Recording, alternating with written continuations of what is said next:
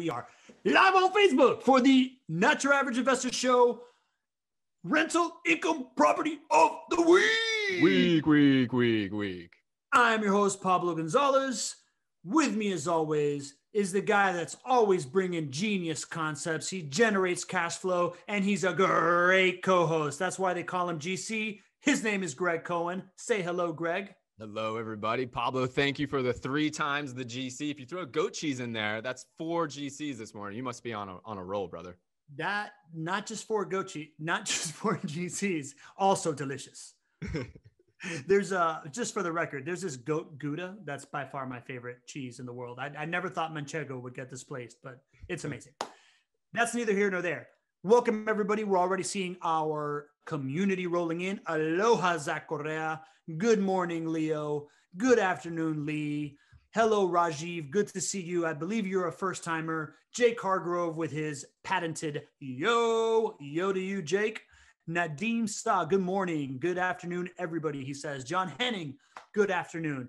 As you all know, this show is an interactive show. We want you taking part in it. We want you talking to each other. We want you contributing, asking your questions. Ask your hardest questions. Greg will legitimately tell you he has no idea what he's talking about if he doesn't. So you got nothing to lose here. By the way, that happens more with me.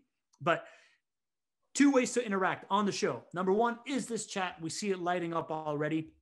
Little trick to the chat. When you first open it up, it only defaults to you guys talking to us. So Rajiv, right now, it's only panelists. You're speaking with us alone.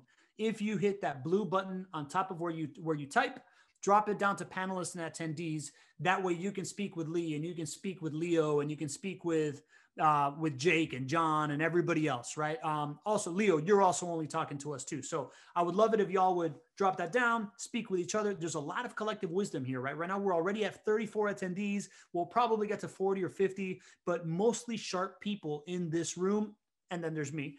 And the other way, but GC, the great counterbalance. Wow, you're on a roll. I'm on a roll, bro. The great counterbalance, he balances me out, right? So you ask me the questions, I ask him, he has the answers. And the best way to get me to ask a question to GC over here is you pop open the Q&A box that's on the bottom right of your screen. That'll open up another box. And the reason why I ask you to do that, because you're going to see the chat goes quick, right? Like people like to contribute, people like to talk to each other, like to put in their color commentary, and we highly encourage it. But if you want me to keep an eye on it, the best thing is that Q&A box, or else I start going a little bit cross-eyed. I start stuttering my words. Help me help you out here. So without further ado, if this is your first time and what you really just want is kind of like a baseline understanding of passive investing, we put together a really cool passive investing guide at jwbpassiveguide.com. I'm going to put that in the chat in a second. Good afternoon, Bill Shields. Good afternoon, Mark McDermott. Pablo, a.k.a. Pee Wee Harris. Do you see it? I do see that. And I'm just going to roll with that one. Is Pee Wee Harris different than Pee Wee Herman? I don't know. I don't know either. But I'm assuming he's a good looking fellow. So if you want the passive investing guide, go to jwbpassiveguide.com. And without further ado, let's get to the main show. Today, the star of the show is the rental income property of the week. Week. And we are bringing you a property that's already rented and generating $239 in cash flow per month. So you're able to buy. Is this one for sale right now, Greg, or somebody already bought it? This one is for sale. Ooh, this one is for sale. I see a hot deal. And it generates over 9.1% ROI. It's already rented, as we said. And as I am popping it up here on the screen, the last thing I'm going to say, we already talked about the positive cash flow in an awesome neighborhood. Once we start talking about this, just so y'all know, the people that are live on the show with us, thank you for being here. We repurpose this into podcast. So because there's a visual component here, you're going to hear me explaining a couple of things. So let's get into it. Number 1, it's at 2529 Randy Road. It's got you feeling Randy, doesn't it, Greg? You're welcome for that, by the way. I gave you a lot of numbers last time. I knew you were a little bummed, and Randy Road is there for the taking. So have at it. It really randied my bum. So, all right. So 2529. I don't know what that means, but maybe it's British. 2529 Randy Road. It's in the 32216 zip code. Purchase price of $200,000, right? So we're getting up there today. It's a 4-bedroom, 2-bathroom. It's got a driveway, estimated rent range of $13.99 to $14.49. And right now it's leased for 2 or 3 years. Do you know if it's 2 or 3 years, Greg? Is it? It is 2 years. All of our standard evaluations will say 2 or 3 years, and this one is rented for 2 years. Great. So it's rented for 2 years already at $14.24. And let's see over here, a little picture of the house. This says to me this is a renovated property, Greg. Am I correct in saying that, right? It is Yes. A block home is what we call these, right? Like one of these like 1950s block homes kind of thing. Absolutely. In the South Side neighborhood. You can tell it's got like a door from the driveway. It's got the front door over here. Nice looking house. But this is what you really, really care about. You're not buying a house, you're buying cash flow. You're buying return on investment. And the estimated conventional finance totally monthly cash flow we talked about is $239. That is $239 in your pocket every month. Every regular month, we're going to talk about what that means. And then the estimated conventional financing total ROI of 9.13%. So if you have been here in past calls, especially last week, we went an hour and a half and we left like 25 questions on the table because we had so many. So this is what's going to happen today. We're going to contextualize what these numbers mean. But if you have questions, pop them in the Q&A. We're going to go straight into your questions the moment you start asking them. That way we're able to get to your questions. This show is about you, like we said. Greg, you ready to explain what's going on here? Let's do it, brother. So $239 per month, monthly conventional financing, total monthly cash flow. What does that number include? What does it not include? So $239 a month is what you will receive in positive cash flow on a normal month. A normal month would be when the home is rented and you take that gross rent that's coming in, you subtract your principal, interest, taxes, and insurance payments, as well as your property management fees. And that's what a normal month feels like when you own rental properties. So you basically take that difference there, which is $239 a month. It does not include things like maintenance costs, vacancy costs, tenant placement fees, or the positive things such as tax savings or principal pay down, or of course, home price appreciation. So it doesn't include some negative items. It doesn't include some positive items because those all don't happen on a normal month in your bank account. This is truly reflecting what a normal month is when you own this property here on Randy Road. There you go. So this is the type of month that you're going to have most of the time, right? Mm-hmm. What is something that doesn't happen on normal months, Greg? Well, let's go with maintenance costs, right? We know over time maintenance costs are going to happen, but they do not happen every single month. And so the maintenance costs and the vacancy costs and the tenant placement fees and the positives like the tax savings, principal pay down, and those elements, that is encapsulated in a different place, which is the return on investment, which is that 9.13%. So what we're trying to do is to show you what normal life would be for the owner of this rental property. That's that $239 a month in cash flow. But we also need to take all of the profit centers into account. And that's what that 9.13% takes into account, with one exception. Does not include home price appreciation. We can get into that if everybody has questions about that at some point here on the show. So 9.13% takes all of the things into account that are on the negative side, as I mentioned. All the expenses like maintenance cost, vacancy cost, tenant placement fees. It includes the positives as well.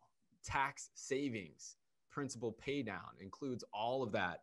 You take all of that net amount after including all of those items and you divide it by your initial investment, which is your down payment plus your closing costs. And what you're seeing here is roughly a 9% return on investment.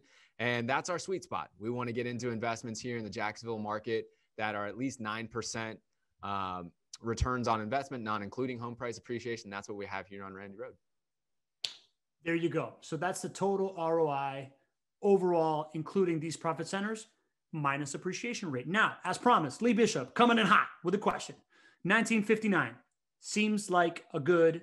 Sorry, I'm going to start over here because I'm being way too Pee Wee Harris over here. Lee Bishop asks, 1959 seems to me like an older house on the fence for rehab. What made this not a tear down and not a tear down rebuild? Was it good bones? Well, so let me give you a different perspective, Lee. So, most homes built in Jacksonville and our neighborhoods that that we want to be in for cash flow purposes are built in the 50s and 60s. It is very common. That's just the way the housing stock was built in these neighborhoods. So we are in established neighborhoods. So the vast majority of our homes in these neighborhoods are going to be built in the 50s and 60s.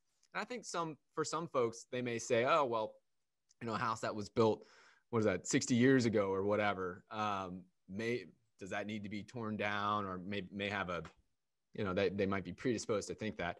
Really is not the case, right? Homes built in the 50s and 60s, especially this one was built with concrete block. I mean, these homes are here to stay. There is, it's not like it's a normal thing to knock down a house that was built in the 50s and 60s if it's been well taken care of throughout the years. With this one has. So nothing striking about this one that would prevent it from being a teardown, right? 50s and 60s homes are very plentiful, very normal here in Jacksonville. It's the way the housing stock is, and no reason to think that this, would be torn down. This home actually is in great shape. A renovation was done recently on this one as well. And actually, Pablo, I know we brought up the 3D tour. This might be a good time great segue into showing people what residents see when they actually get the chance to rent this home out. It might be indeed, Greg. Let's see what we can do right here. I got to get my bearings. And first, we're going to talk about what's up with calling me Pee Wee Harris. Do I look like this guy? All right, 3D tour. So here we go, 3D tour, man. We're here at the front door, right? Looking left, looking right. I'm assuming this over here, this looks like it used to be a remodeled garage that they brought in under AC, looks like. Yeah, absolutely. And I'll kind of set the stage here. So we're all here on the investor side, right? We're making decisions based on the numbers and all that good stuff, right? We don't need to look at the pictures and all that good stuff to make a decision on the best income stream for us. But when we're renting these homes out, renters really care, right? And in a world like this, in the COVID environment that we're in, having great pictures and great 3D tours and the ability for people to envision themselves in the homes is even more important than it was pre-COVID. So 3D tours are something that we rolled out. I think it was pre-COVID or right around when COVID broke. We rolled out these 3D tours. That has been an absolute win for the ability to rent out homes. So if you're somebody who would potentially want to rent this home on 2529 Randy, now the home's already rented, so this would not be the case, but you would go on Zillow or Trulia or wherever, any of those syndicated sites, and right under the listing, you have the ability just to do this and just kind of like walk through the house. And so I thought it'd be cool for you guys to see just the quality of the renovation and really put yourselves in the shoes of a resident, because, as a resident, we're asking this person to do something that's not normal for residents. We do this because it's to your benefit to have long-term tenant stays. But this resident was only given the option to sign either a 2 or a 3-year lease. Everywhere else they're trying to rent a home, they can sign a 1-year lease. And so we're asking for a stronger commitment, because ultimately this is going to lead to a higher return on investment for you.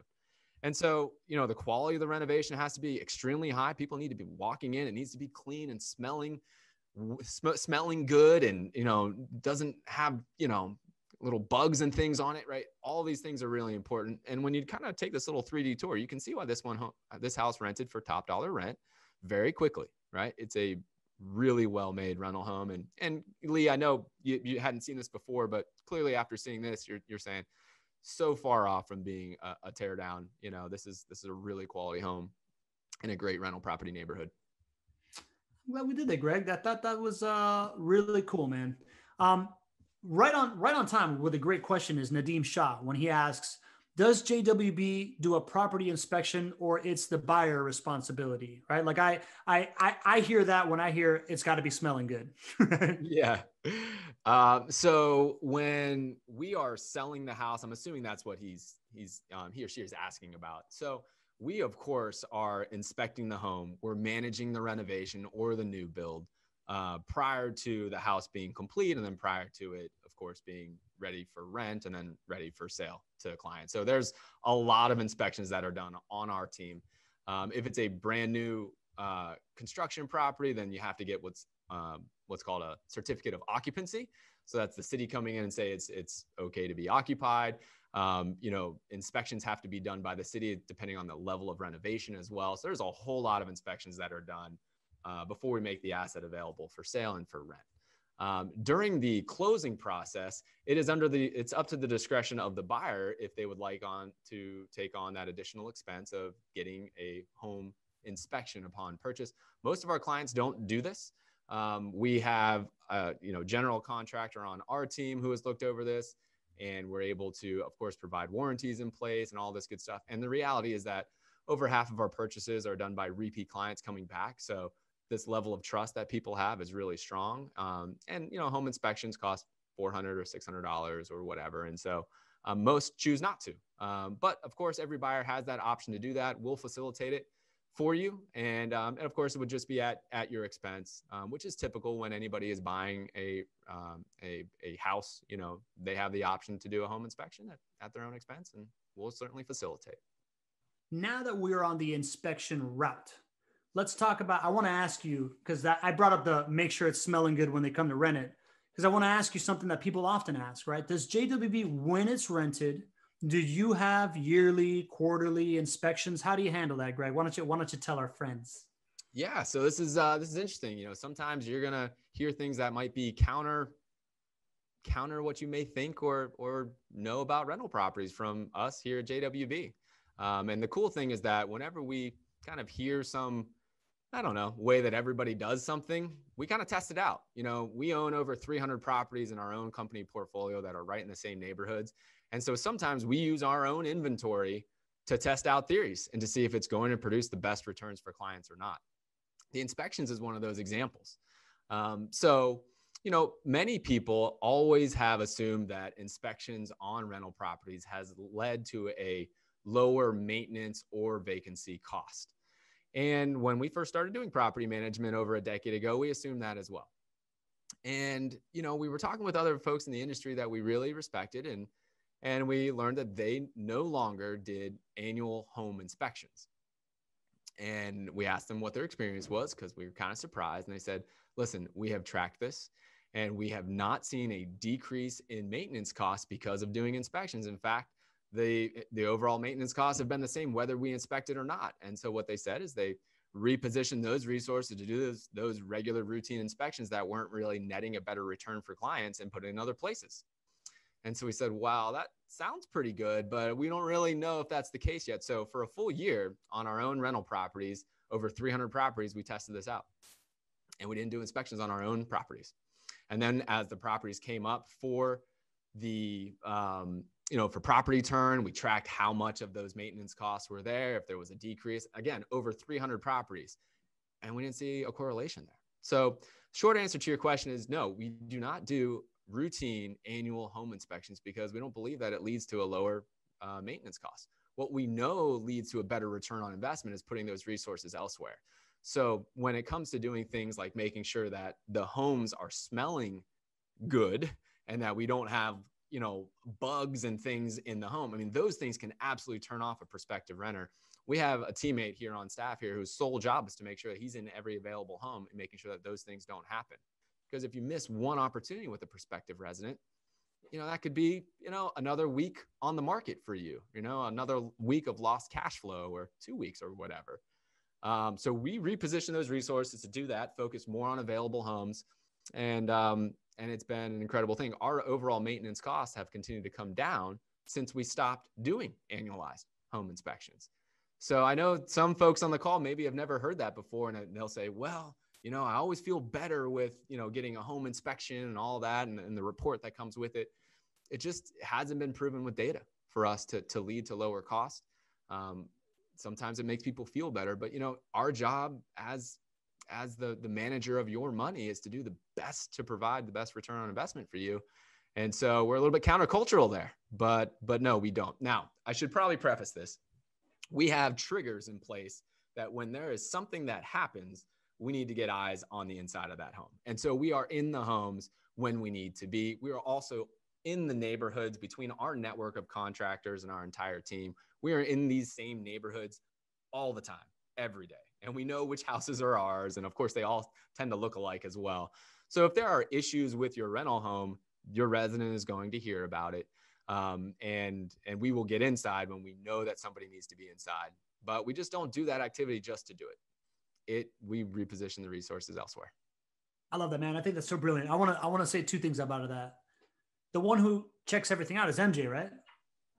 MJ is on the acquisition side. So before okay. we would actually purchase something, MJ would be the person to. Okay. All right. Yeah. I just want to give a shout out to MJ. Yeah. And longest tenured employee, right? Yeah. MJ is one of my best friends. We went to high school together and was our very first employee of JWB way back in the day. He jumped on, probably, 13 years ago now. He's been with us every step along the way. It's incredible. And you know what? He's an avid listener to our podcast as well. So I know he's going to hear this later on. He's my boy. He's been a huge part of JWB's success. That's what I wanted to say. I know that he's a podcast maven because he's always driving around, right? Yeah. And then the other, so Babby Meekins, right on time. You took it out of my mouth, right? Because I was gonna talk about the way that they trigger these home inspections. But Babby Meekins asked, so what types of things would trigger your desire to do an inspection? Well, so if we get a certain call about a certain maintenance item that would lead to potentially more issues, like for example, if there's a leak, we're going to be not just having our vendor go out there, but we might say, okay, we need to get somebody from our renovation team to go and see the full picture here beyond that. So maybe certain maintenance requests or certain things that we're picking up in the conversations might lead us to do a little bit more of an in-depth investigation into that. Renewals are something that when somebody is triggered for a renewal, we need to make sure that they're keeping the home in great shape so that we want to renew with them to make sure that they, again, are going to continue to keep that home in great shape. You want to have, of course, an incentive for people to be able to rent longer. And if somebody has not been taking care of that house, you might not necessarily want them in the house for another 2 years or 3 years. So renewals are another trigger. And really just, if our team is driving around, we see something like, for example, if we see a bunch of cars parked on a lawn or something like that, right? That's going to trigger some actions on our team that might, lead to, getting in the home. Like for example, we would definitely contact the resident, let them know that they have a certain number of days to cure that issue. And, it's just kind of being hypersensitive. Our property managers have great relationships with our residents. So we're talking all the time. And so just in the nature of the conversation, a lot of things can come up that we just say, hey, you know what, let's get a closer look here. I always picture it as, you're so dominant in these neighborhoods. So you always got a service person in there. So you always have and you train as a marketing service provider to JWB, I'm heavily indoctrinated into JWB, right? So you're doing this across the board.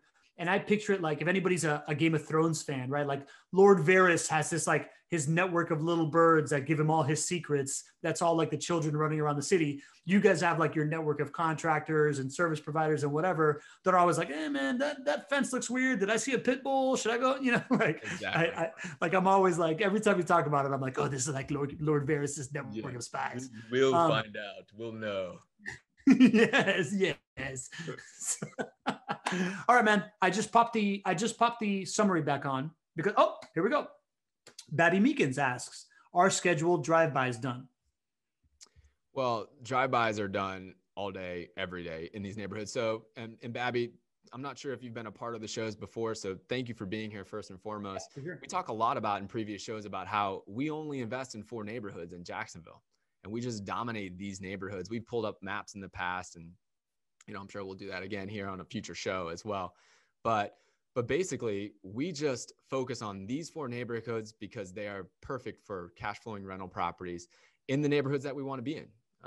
They're below middle income neighborhoods. And then we've purchased over 3,000 properties. You would be shocked to see that there's this neighborhood, this neighborhood, this neighborhood, this neighborhood. And the little data points that we have, the little pins of all the properties are all stacked on top of each other because it's right there. So these are the same properties that we manage. And, so when you're buying the same properties in the same neighborhoods, been managing them sometimes for over 10 years, your ability to keep pulses on those properties in that neighborhood is really strong. And so to answer your question, do we have a scheduled drive-by?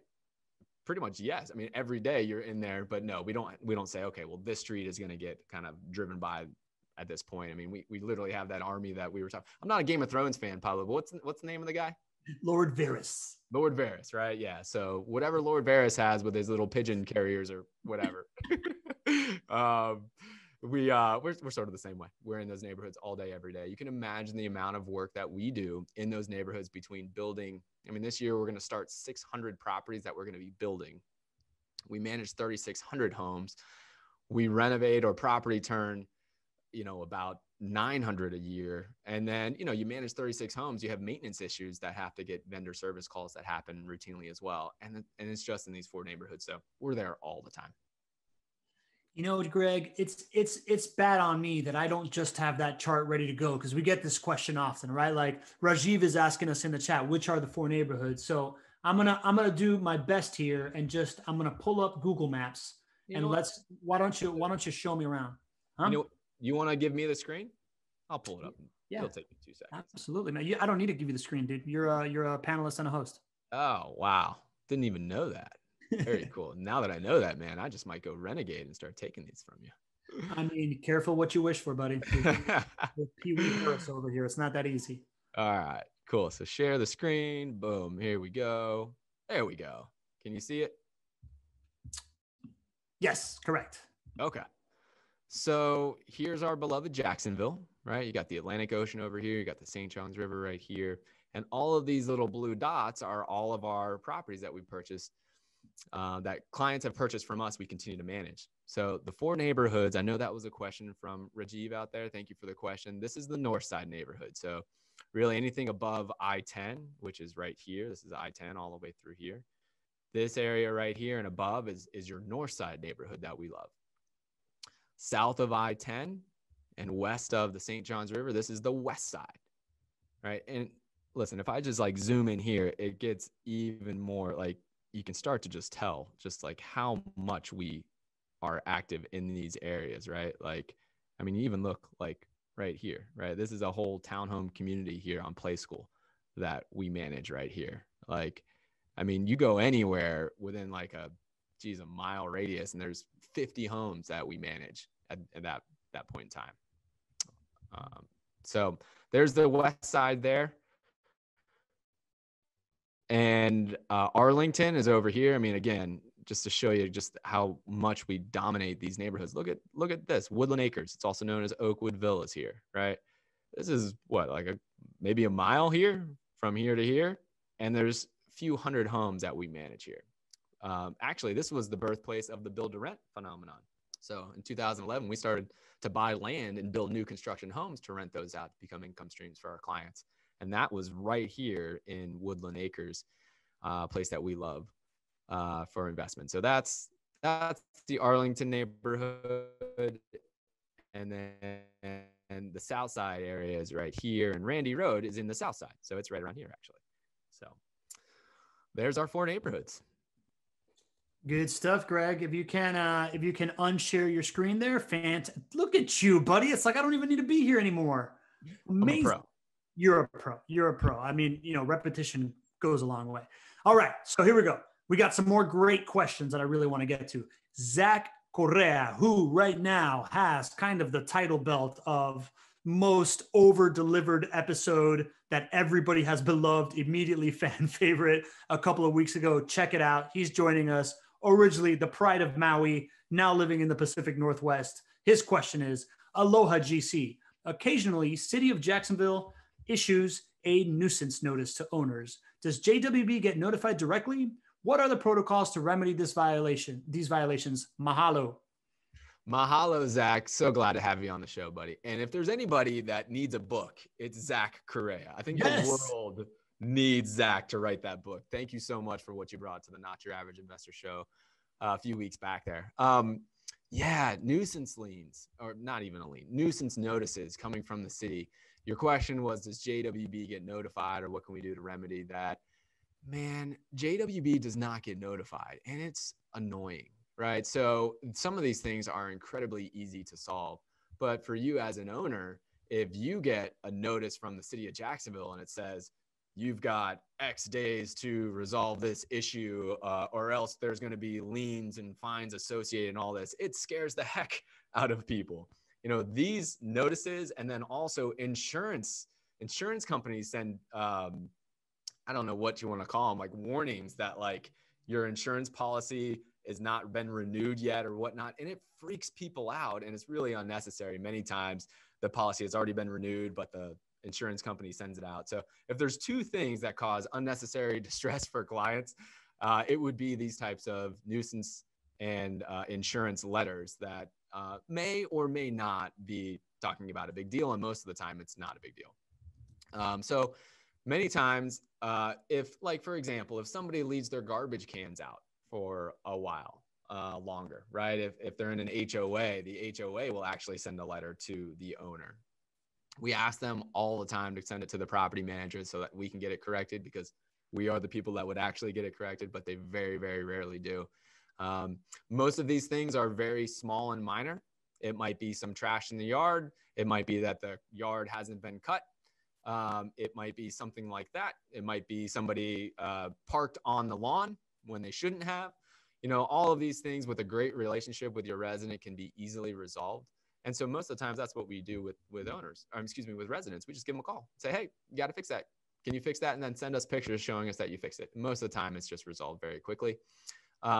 If that isn't resolved with the resident, then what we do is we give them a certain amount of time. We give them a notice that they're in, I don't know if default's the right word of the lease or whatnot, but maybe somebody can chime in. Violation, out of whatever. Yeah, you're not in whatever. You got beef with the lease. You got beef with the lease, right? And so you have 7 days to cure it. And then, at that 7-day mark, we would then need them to show us proof that it was fixed. Or to somebody's earlier question, we might then schedule some time to go and inspect the property, right?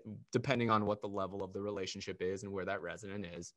In a worst case scenario, if a resident is not in accordance with the lease and has some of these issues, we could evict in normal times.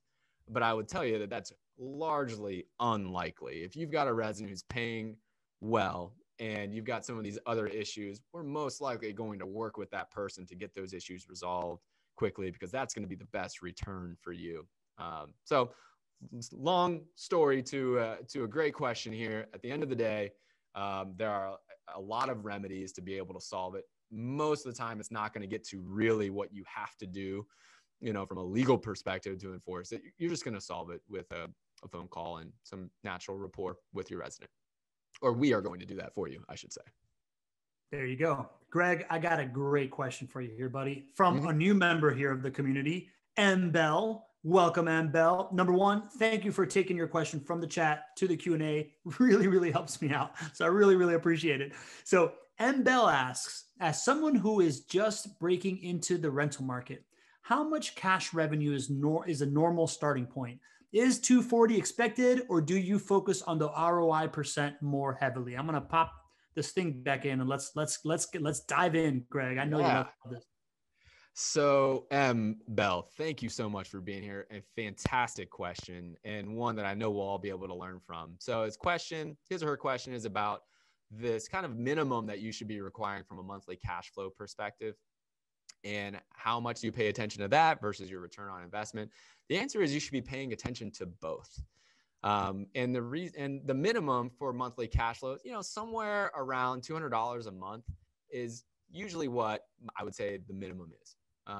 Maybe a little bit lower, but I'll show you here that, and I don't know the easiest way to show you, but one thing that you could easily do is have a lower cash flow number. It could be $175 a month, and your return on investment number could be 11%, which is a great deal. Pablo, let me quiz you on that, brother. How could you do that? If you're $175 a month in cash flow, how could you get an 11%, like a much higher return on investment? Leverage, yes. It would be a lower priced home with a rent that kind of correlates between the price of the home and the rent. Absolutely, brother. You're right there, man. Dude, you crushed that one, dude. Yeah. So your cash flow is one data point, but it needs to take into account the purchase price and some of the other expenses. So like Pablo was just talking about on our show last Thursday, it was the property on Fifth Avenue. I think the purchase price on that one was, I think, $122,000 or something like that. Like incredibly low. I think the cash flow on that one was like $190 a month. So you need to look at both, right? If I like that property on Fifth is an incredible property. I think it was somewhere around 10% returns on investment, and the cash flows were just under $200 a month. That's a win. So I would say somewhere around $200 a month, and the return on investment needs to be between 9 to 11%. Now, the only thing that I'll caution you on is, you really need a way to compare apples to apples when you're looking at rental property investments. If you're comparing different rental property investments, especially across different markets, if you're looking into other turnkey rental property providers, you really need one simple way to know which is the best risk adjusted return for you. So you need to have your own property evaluation. Don't just take what somebody else is providing for you and then take something else that somebody else is providing for you and try to compare it, because I'll tell you, from doing this for 15 years, there are so many ways for turnkey property providers to manipulate the data to increase the return on investment and to make it look better for you, that you really just need your way to do it. So this is JWB's way, where we include all of those expenses and we include all of the profit centers as well. And I don't see another, and I have seen most of the other turnkey providers' property evaluations. Usually it doesn't include a lot of those expense numbers. Many times they don't include the full brunt of the tenant placement fees. They don't include closing costs many times. So what I would recommend, and this is something that we do, as we offer this for free for clients, use our tool here, which includes all of those profit centers, and have that be your standard for comparing your returns on investment and your cash flows across all properties, across all markets. You can get this by going to jwbpassiveguide.com. You can get this same evaluation that you're looking at here, and then you can plug your numbers in here on the left-hand side, all the purchase price and rents and all that good property taxes. Just take all that information that you're getting from other properties or other markets or other providers and plug that in here. And then what's going to happen is you're going to be able to see if you're still between that 9 to 11% return, or you're going to be able to see if you're still at that, call it roughly $200 a month minimum cash flow that you're at. And you'll have a lot of confidence to know that you're comparing the same exact things. Yeah. And while you're talking about it, Greg, I kind of went into the other tabs of the sheet, right? Like that was the summary. Mm-hmm. We're here in the analysis for cash, for conventional financing. There's an analysis for cash and non-recourse financing. So if you go to that JWB Passive Guide, you can come in here, and this is what Greg's talking about, right? Like they include, there's a place that you can adjust for the down payment. There's a place where you can adjust for your interest rate, your mortgage. There's the rent range. There's the total initial investment, right? Like ROI. And you see it has all these things. I get the distinct pleasure to play around with this sheet every week here at the Rental Income Property of the Week. Week. But yeah, so good stuff, Greg. Great answer. Once we're there, Greg, we are talking about this ROI. I know that we've had other people in the past, like Abraham Guerrero was like, man, I saw that JWB had like 9% ROI. So I went with somebody else that had 20 and I regretted it.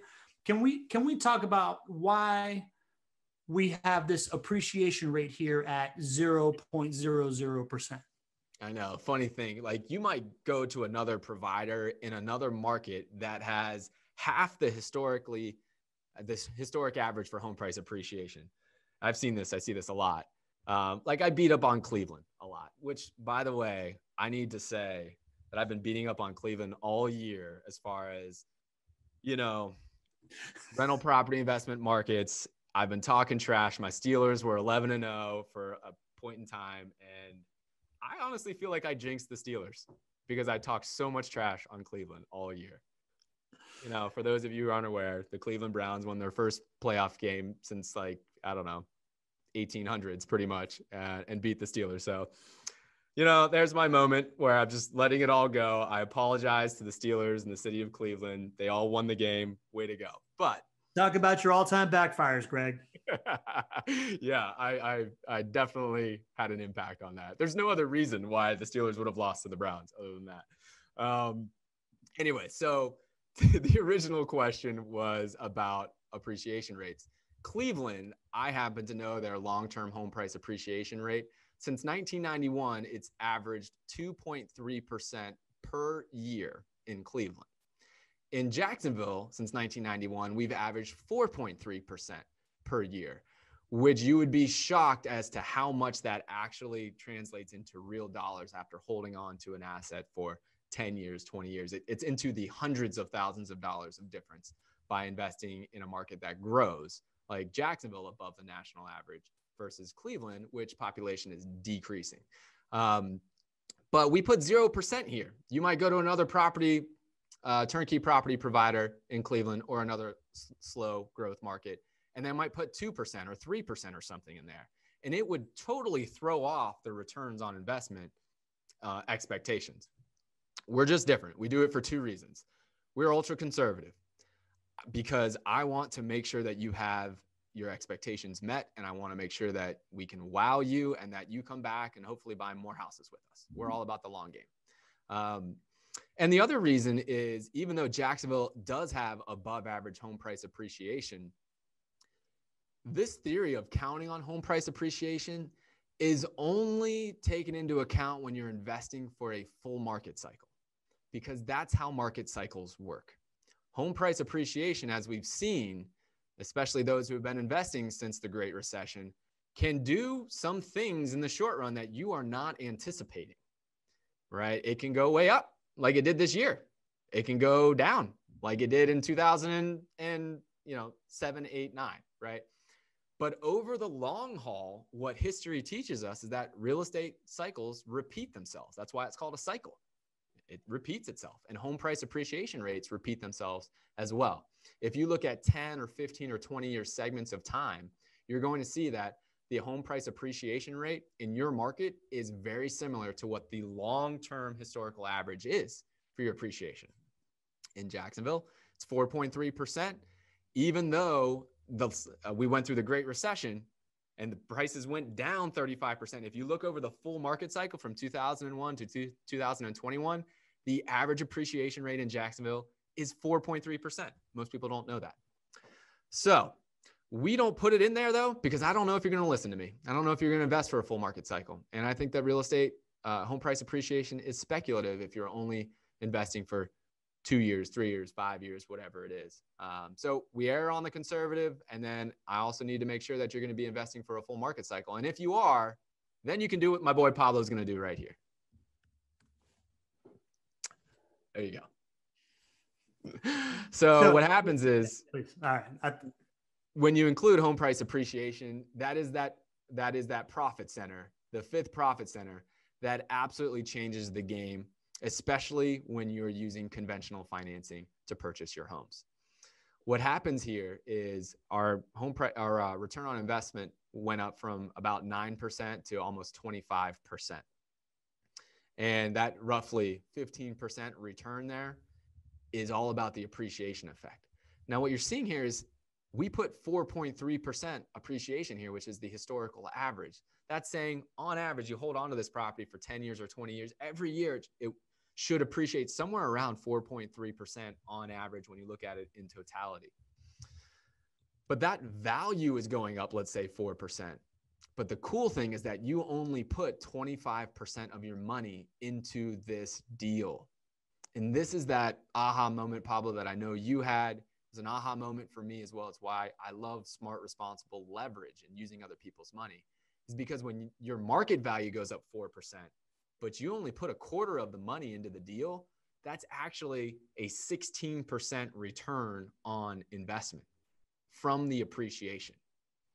So all that taken into account is how you get to that roughly 25% return on investment. It's about a 4% appreciating market, 4.3% in this case, with smart use of leverage. Yeah, man, that was a huge, huge eye-opening thing for me when we would just keep doing this week after week. And I'm like, oh, I get it. So the beauty of rental income properties is that, like, yes, so true story. I put about $7,000 into Peloton on in February.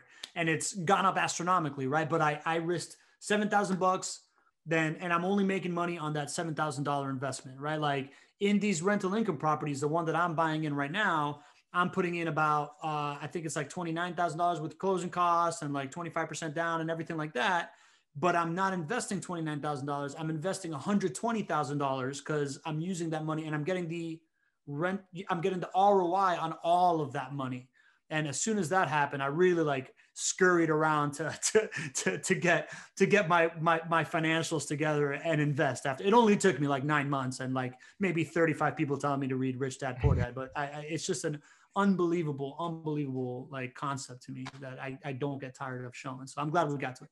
Well, it's not normal, man. I think you picked this up very quickly, right? And, for a lot of us, we struggle with the idea of taking on debt. But the reality is that you can do this with rental properties in a way where when you take on the debt, first of all, it's incredibly inexpensive right now. It might be 4% interest. You're never going to see it that low. So that's pretty cool. You can take on inexpensive debt. But the cool thing is that the rental income pays for itself every single month. Right. And then when you do this, you build up these assets and you let them grow over time. And you need to, of course, enjoy the relationship with your property manager, JWB here in this case, because you're going to be holding on for a long time to be successful here. And you don't get that ability to use leverage and have it pay for itself in most asset classes. In the stock market, like you're talking about, Pablo, you can't get leverage. No leverage. Yeah. Right. Yeah, I got really lucky. Yeah, you got really lucky, right? But how much cooler would it have been if you could have put 25% in? What's 25% of 7,000? I don't know, whatever. Or if instead of 7,000, I was investing 28,000. Yeah, there you go. That's easy. I'd be rich, like off of Peloton right now. Yeah. There you go. Yeah, if you only had to pay 4% on the money that you borrowed, and the stock went up, but you had $28,000 invested, like you said, your returns would be incredible. So that is really why so many people are using debt to their advantage now more than any other time. We've talked about it, how I feel like the deal right now is the debt, right? The more generational wealth for those who have access to inexpensive debt, which as a rental property investor, many people do. More generational wealth is going to be created in an environment like this by those who know how to use debt effectively, because at the end of the day, you can borrow money at 4%. And what we're showing here is earn 25% on the return on that asset. So there you go. Yeah. You got me on my financing right, man. I know. And by the way, that was another aha moment. It's the Rich Ritchie episode that we did somewhere around like May-ish, where he as VP of Truist Bank and is talking about as a mortgage lender, talking about the historically low, deals that are there in debt, and then seeing us going and showing these properties week after week at like a 7 to 9%. And all of a sudden a month later, they're all 9 to 11%. Like I get it, man. I get it. So we got some pretty good, comments here in the chat. Zach Correa writes, Jacksonville, Florida market is expected to have some higher potential appreciation. So great properties for future growth. He's also saying that HELOC's at 3%. Leo is saying, with all my diversification strategies, own gold, Bitcoin stocks, I still prefer rental properties. And then my favorite comment here is also Zach, where he continues to add to his most interesting man in the world mystique. And he says that his brother-in-law, Alex Van Pelt, the Cleveland offensive coordinator, called a great game. Yeah, he did, man. That's incredible. That connection right there is pretty cool. I think Alex was a quarterback back in the day as well. I remember. Yeah. Yeah. Wow.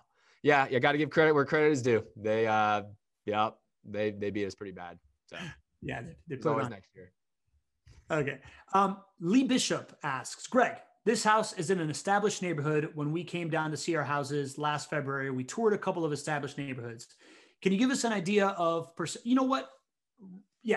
you give us an idea the percentage of rehab versus new homes in the JWB inventory?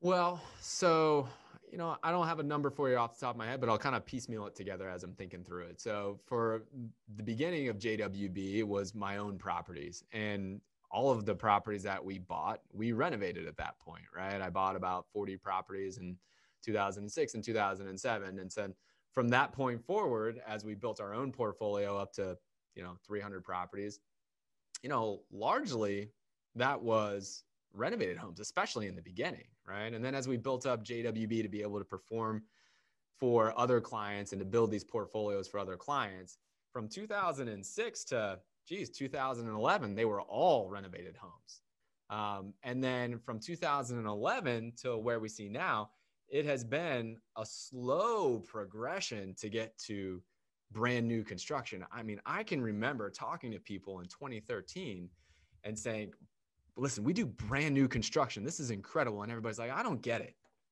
I don't get it. And then the front page of the Wall Street Journal actually did an article about us because of brand new construction. And it was like, wow, people had never heard that you can do this. So it was still foreign to the idea of actually investing in rental properties to do brand new construction for a long time. Even to that point, the big guys, Wall Street, the hedge funds, private equity firms would not buy into brand new construction. Part of the reason is because as the market fell in the Great Recession, there was this glut of renovated homes that these big guys could dump literally hundreds of millions and billions of dollars into. And they just knew that it worked. So they knew renovated homes. It made sense to them. So they went there first. Now, you talk about new construction properties, it is all the rage, right? You have the big guys, Wall Street, dumping tons of money specifically in build to rent. And you even have builders. Like, builders never built homes to hold on to them in the past. Now builders are building homes to rent out. Like, that is a huge mindset shift. So I guess I share all of this with you to show you that it's been a slow time kind of building. To put it in perspective, in 2020, JWB built about 300 homes. That was almost double what we had done the year before. And that was almost double the year before that, right? So it's been a slow ramp up. So the vast majority of homes in our portfolio are renovated homes. If you look over the last couple of years, probably 60 to 70% of the homes that we have sold have been new construction homes, but that's a relatively new phenomenon. And for us, we have been building up to the point where we can build the right number of homes for us. And at the same time, it's even more important for us to create our own inventory today because the existing inventory is not there to supply. There is such a low supply of existing inventory in Jacksonville that now we're in a great spot that we can meet our demand and exceed our demand by new construction. So long answer like I normally do. You guys have kind of known that about me at this point for anybody who's been on the show for a while, but I would imagine that the majority of our homes under management are renovated homes. And it's a smaller percentage overall for new construction. But I would imagine, ask me 10 years later after tuning into the show for the next 10 years, like I know everybody's going to, it will not be that way. New construction is going to be a much bigger percentage of what we do and what other turnkey providers across the country are going to need to do in order to be able to have inventory for their clients. Speaking of the Wall Street Journal, they just ran another story about how this new boom is a rental property boom, right? Like the new thing, right? I sent it to you. My dad forwarded it. I haven't read the article yet. I've got it flagged because I'm going to read it there. So what was the article all about?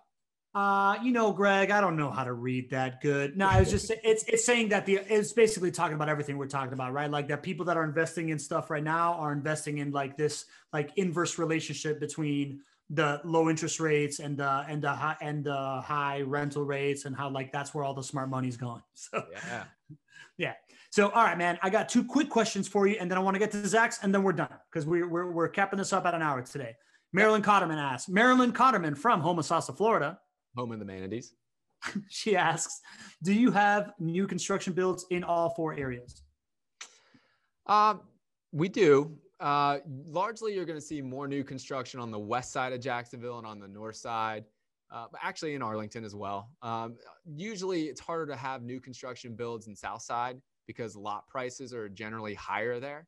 So a little bit, you'll have less inventory there in the south side. But yeah, we have, especially in those other 3. Awesome. And now that you bring it up, it is interesting that this is a renovated home for $200,000 because it's in South Side, right? Like normally when we see these like 200,000 plus, they are new construction homes, but South Side is a slightly better neighborhood. I don't know if it's slightly better neighborhood, but it's a neighborhood that I would see myself living in because it's close to all this like shopping district. It's close to UNF. It's a slightly more established neighborhood, right? It is a higher, the median home sales price in that neighborhood is higher than in other parts of Jacksonville. So it's higher there than it would be in Arlington or in most parts of the West Side or in most parts of the North Side. So to your point there. And then the other reason why it still works though is rents are higher there too. So this is a 4-bedroom home that rents for $1,424. So those two things kind of work in lockstep, and that's why we're able to still deliver over a 9% return on investment there, because you got to have both. Cool. Matthew Pascaline is asking, how do I buy the property of the week if I want it? Matthew, good to hear from you, my friend. Matthew's been a client for a long time. We'll make sure we have Courtney reach out to you or your portfolio manager. You can just reach out directly to them and they'll get you on the phone with our team and we'll get this one for you. Okay, I prematurely put chatwithjwb.com. Now I know. All right, Nadeem Shah asks, what do brand new homes cost? Is there cap, for example, not over $250,000? I guess he's just asking, what's the highest price that you guys are messing around with out here? Generally, your new construction homes are going to be priced between about $180,000 to $210,000. If you start going 250 or above, you're going to wind up in negative cash flow situations. We're not going to put you there. There you go. Last question by the Zach Correa, most interesting man in the world. Aloha GC. If someone is considering purchasing a renovation property through JWB, some of these are sold through Heritage. Can you explain that process and what does it mean that JWB to cover first property turn estimate? Mahalo. Yeah, absolutely, Zach. So great question. So, we have multiple sources of inventory for clients, right? We have the homes that we renovate. We have the homes that we build. We have homes in our own inventory. So I say I have over 300 homes. Actually, it's over that. It's about 380 properties that we have. Oh. And so if there would be inventory issues that we had, like we just had this huge run on sales for 1 week, we can make those homes available for clients because they're in the same exact neighborhoods. The renovation is up to our standard. Many times they're already rented. So that's a third source of inventory. And a fourth source of inventory is we have strategic partnerships with other real estate professionals here in Jacksonville. And Heritage is one of those partnerships. And so Heritage is a company that has owned about 1,100 homes in the exact same neighborhoods that we own and continue to operate in. We're very close with their team. We understand the quality of the renovation of the home. We understand the quality of the resident that would be in there. And so it's very congruent. And so what happens is when the opportunity presents itself, what we'll do is we'll actually acquire a home from our strategic partnership, which happens to be with Heritage. And then at this point, what we do is we follow our same standard, which would be making sure that the renovation is up to the JWB standard and making sure the resident is up to the standard as well. If everything checks off there, then what we can do is then go ahead and sell that asset to our clients. Same neighborhood, same returns on investment. And basically we're able to provide that cash flow positive inventory for a client. Now, Zach, you had asked specifically about a property turn credit. Well, this is something that can actually work out to everybody's benefit. And we kind of went through it on the last call, but I'll go through it a little bit more in detail. On the last call, we had this house that we sold and it was positively cash flowing. There's resident already in it. And we still gave a $6,500 property turn credit. This was a home that was already rented, as I mentioned. So a great asset. You may be asking yourself, why would we also give a $6,500 property turn credit? Basically taking that first $6,500 of cost off of the owner, and JWB is going to bear that expense. Well, that was in a situation where the home was already rented. The home was in great shape to rent. But we also do our own inspection, and we want to make sure that the client does not have deferred maintenance, does not have an expense of maybe an AC issue or maybe a flooring issue or maybe a roofing issue or whatever. We do our own inspection to make sure it's up to our standard. We did that inspection and we said, you know what, there's a few things here that we would fix if we were going to, sell this to a client and the home was vacant, but the home was occupied. So what we did is let's create a great experience for this resident, for the owner, for JWB, for everybody. And we sold the house to the client. And basically that $6,500 that we would have spent either way, we now tack that on and decrease their maintenance costs going forward. So that is an unusual circumstance. Everything sort of had to time it correctly. You know, no reason for us to remove a great resident who had just signed a lease. We couldn't even do that. And of course the client wins at the end, because your biggest costs from a maintenance perspective are going to happen on the property turn. So boom, the client that purchased that home now has that credit from JWB. We would have spent that money anyways to get it up to our standard. And, you know, every once in a while it can work that way. You know, and it doesn't only have to work that way through a strategic partnership. You know, sometimes there are rent credits that may be applied. Like for example, if a house is under rented and there's a new resident in place, we're going to make sure that the new client coming on board has that full opportunity to earn their return on investment. So hopefully that kind of explains it. I thought you did pretty good there, buddy.